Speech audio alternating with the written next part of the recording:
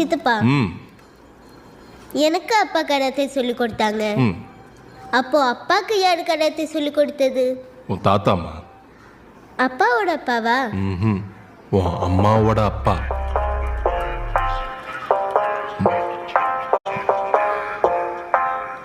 உங்க அப்பா அட்டன் பண்ண 34 டோர்னமெண்ட்ல ஒரே ஒரு ஃபைட்ல மட்டும் தோத்தன்னு சொன்னார்ல.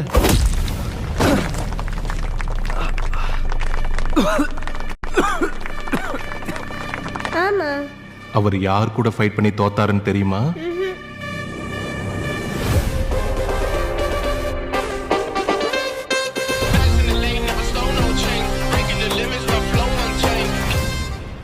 உன் அம்மா கிட்ட.